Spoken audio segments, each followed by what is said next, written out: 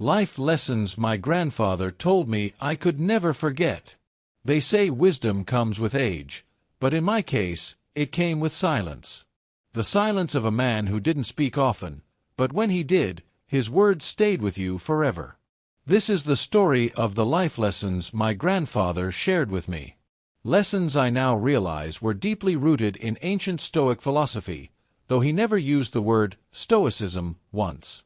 I still remember the first time I cried over something that felt unfair.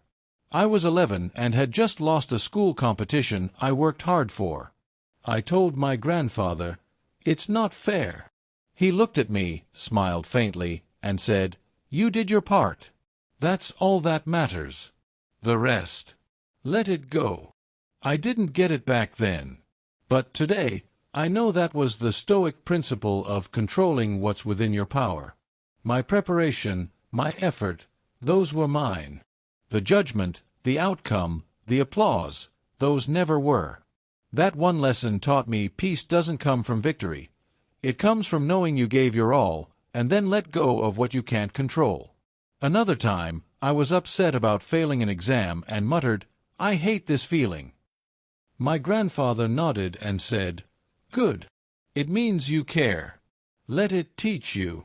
At the time, I wanted comfort, not wisdom. But now I realize how powerful that was. Pain is a teacher, perhaps the best one. The Stoics believed that obstacles weren't interruptions to our path, they were the path. As Marcus Aurelius wrote, "What stands in the way becomes the way." My grandfather didn't shield me from discomfort. He gave me something better, the courage to face it head-on. One afternoon, I told him I felt anxious and out of control. He didn't try to fix it. He just said, "Your mind is a storm, but you are not the storm. You are the sky it passes through." Those words changed my life. That's pure Stoicism. You have power over your mind, not outside events, said Marcus Aurelius. Realize this, and you will find strength. My grandfather taught me to observe my thoughts, not obey them. To remember that I am not my fear, not my sadness, not my overthinking. I am the witness to all of it, the quiet center in the chaos. Then there was his view on time. Whenever I asked him for money as a kid, he'd laugh and say, "I'll give you something better, my time." I didn't understand it then. But now, I'd trade every dollar I have for one more hour on that porch with him. He once told me, "Don't waste time chasing what you won't care about in 10 years. Focus on what lasts." That's a truth the Stoics shouted from the rooftops. Seneca wrote, "It is not that we have a short time to live, but that we waste much of it." My grandfather never wasted his time chasing fame or comfort. He invested it in people, in nature, in quiet moments that actually mattered. I remember getting caught lying once. I expected anger, but he didn't raise his voice. He just asked, "What kind of man are you trying to become?" That question burned into my memory. He told me, "Your reputation is what others think of you. Your character is what you know about yourself when you're alone." The Stoics believed that virtue, honesty, courage, humility was the only true good. He didn't chase approval.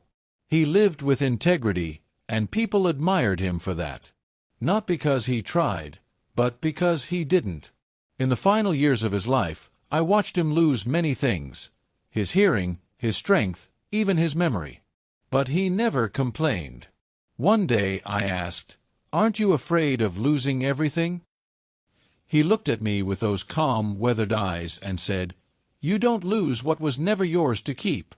You just return it." That moment broke me and made me. That's Epictetus in action. Everything we have, our body, our possessions, even our loved ones, is borrowed. To live well is to love fully, and then, when the time comes, let go gracefully. My grandfather never called himself a philosopher. He didn't quote ancient texts or wear robes. He wore flannel shirts and fixed things with his hands. But he lived philosophy. And now, every time life gets hard, When I feel lost, or anxious, or overwhelmed, I hear his voice. Not loud, but steady, like the anchor in a storm. If you're listening to this, I hope you remember something. Wisdom isn't always found in books or classrooms. Sometimes, it's found on an old wooden porch, in the voice of a man who reminds you to breathe, to stay grounded, and to live each moment like it's the only one you'll ever own.